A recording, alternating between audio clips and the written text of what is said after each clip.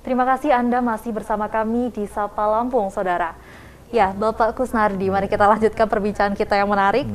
Kali ini saya ingin menanyakan terkait dengan ketersediaan pupuk pupuk subsidi, Pak, yang sempat dikeluhkan juga oleh masyarakat di sejumlah wilayah yang ada di Provinsi Lampung terkait kelangkaan. Dan kalaupun ada juga ada beberapa oknum mungkin yang menjualnya dengan harga yang cukup fantastis, yang artinya bukan subsidi lagi seperti itu. Itu apa Pak upaya dari pemerintah Provinsi Lampung untuk menjaga ataupun ketersediaan pupuk ini sendiri? Silakan. Terima kasih. Kebutuhan pupuk kita yang tergambarkan dalam total IRDKK, Rencana Definitif Kebutuhan Petani, dibandingkan dengan kuota pupuk subsidi memang jauh. Pupuk subsidi itu hanya diberikan, ya dikuotakan oleh pemerintah pusat, sepertiganya lah, karena 30% dari kebutuhannya. Artinya dibatasi. Ya dibatasi. Jadi memang saya kira bukan langka, memang cuma 30%, ya. Ada barangnya 30%. Nah, dalam KPB ini yang 30% dibagi langsung sesuai dengan IRDK-nya secara proporsional. Misalnya dia perlu pupuk di IRDKK-nya 100, karena jatahnya cuma 30, bagi aja 30%-nya situ. Bagaimana itu Pak proses pendistribusiannya sendiri hingga sampai ke masyarakat? Pendistribusiannya kalau di anggota KPB kita dalam kelompok, ya. Ya pemesannya dalam kelompok. Karena apa? Karena pupuk satu karung itu cuma 50 kilo. Kalau dia cuma dapat 30 kilo, ya nggak mungkin belah karung di kiosnya. Tapi kalau dalam kelompok kan bisa lebih besar lagi.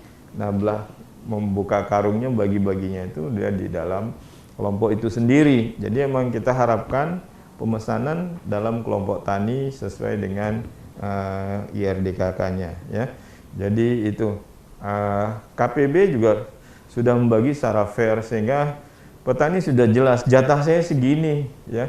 Kalau dulu tanpa ada KPB itu nggak ada kejelasan jatahnya berapa per petani, sehingga yang datang pertama itulah yang dapat, yang punya uang itulah yang dapat, sehingga ada istilah kelangkaan pupuk subsidi itu. Ya sekarang mereka udah tahu, ya, dan mereka bisa ngelihat juga data pupuk saya tinggal berapa, masih berapa gitu loh. Jadi itu juga lebih fair, sehingga komplain-komplain dulu pupuk langka, pupuk subsidi langka, emang dulu yang pertama yang punya uang itulah yang ambil.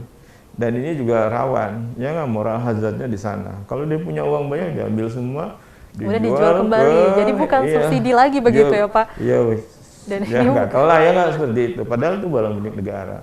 Iya ya. kan. Jadi KPB itu bisa juga mengendalikan peredaran pupuk subsidi.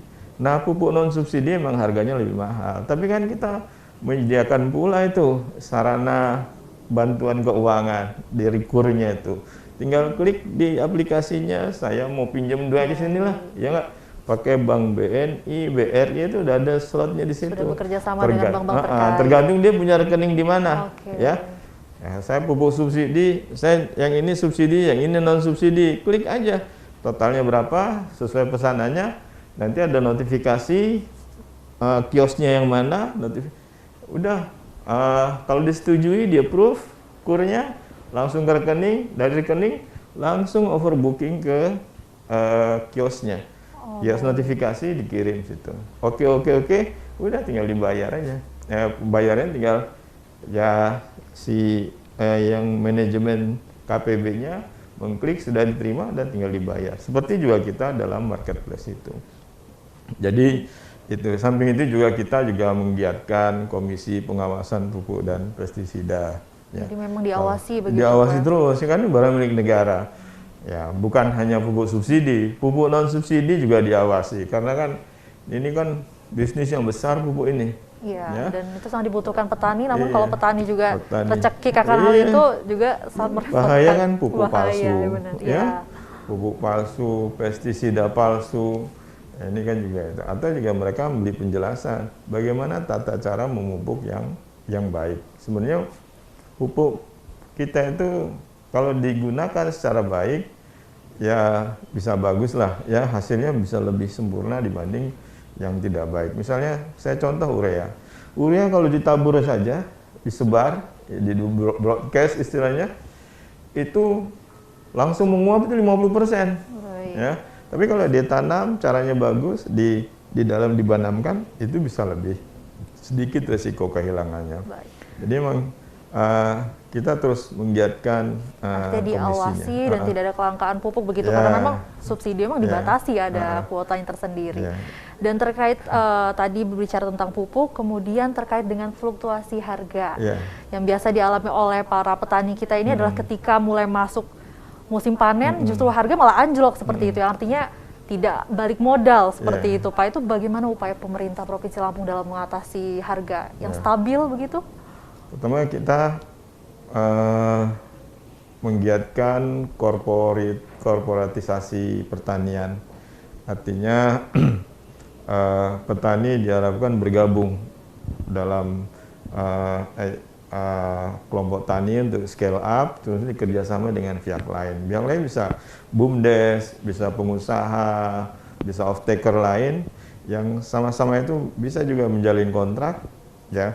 Tapi kontrak yang saling mengikat. Misalnya perusahaan championnya ya membantu meminjamkan uang pupuk dan sebagainya. Dan petani tapi harus jual ke sana. Jadi ada keterikatan di situ dengan kontrak harga yang jelas. Kedua juga kita berharap melalui KPB ada marketplace yang bisa menghubungkan pembeli dengan petani. Ya, marketplace itu kan bisa, dan kita cantolkan ke marketplace yang sudah terkenal, apa dia ya kayak BL atau jadi apakah artinya harganya akan sesuai ataupun dibanderol dengan tinggi atau bagaimana? Saya kira kan kalau harga kan kesepakatan saja. Iya, kesepakatan petani dengan pembeli. Yang jelas gini, tidak ada yang dirugikan. Kalau misalnya harga kemahalan pasti dia nggak laku, ya nggak? Petani juga nggak mungkin menawarkan harga yang murah karena dia akan rugi. Jadi pedagang pun demikian. Mereka bisa bersaing menilai. Misalnya di sini ibu panen padi biasanya 1 ton. Saya juga panen 1 ton. Ya bersaing aja. Jadi pedagang bisa milih itu, ya. Tapi kan menawarkan juga nggak terlalu rendah sehingga kita rugi. Dan buyers itu kan banyak juga karena kita cantolkan ke marketplace yang sudah banyak lah membernya. Artinya kesepakatan bersama begitu soal perkara harga. Baik Pak, sebelum menutup program Sapa Lampung, apa Pak yang ingin disampaikan kepada para petani yang di Lampung ini terkait dengan program Kartu Petani Berjaya yang tujuannya adalah untuk menyejahterakan para petani begitu? Seperti apa? Saya berharap dengan kawan-kawan petani bisa segera mendaftar menjadi anggota KPB, ya. Karena dengan menjadi anggota KPB banyak fasilitas yang bisa dinikmati, kemudahan KUR, asuransi, kemudahan pembelian pupuk, termasuk juga pemasarannya, ya. Dan banyak kemudahan-kemudahan lain yang bisa diambil dari KPB. Mungkin kalau memang sudah kita berjalan baik, ada semacam promosi dan lain-lain, termasuk juga kemudahan untuk memasarkan hasil. Saya kira itu. Saya berharap sekali lagi petani segera bergabung, termasuk juga bukan hanya petani, off-taker ya juga bisa daftar ke situ. Supplier juga bisa di KPB. Agar saling bertemu di tempat yang sama, di wadah yang sama, dan kemudian sesuai dengan jenis keanggotanya, ya, karena anggotanya ada petani, ada supplier, ada pembeli dan sebagainya, di situ ada. Baik, terima kasih Bapak Kusnardi telah menjadi narasumber kami pada program Sapa Lampung pada hari ini. Semoga senantiasa sehat selalu dan dapat menjalankan program-program yang ada seperti program Kartu Petani Berjaya. Semoga dapat realisasikan untuk menyejahterakan para petani. Baik saudara, demikian Sapa Lampung pada hari ini. Saya Vinda Sela mewakili seluruh redaksi yang bertugas pamit undur diri. Terima kasih atas perhatian Anda. Sampai jumpa.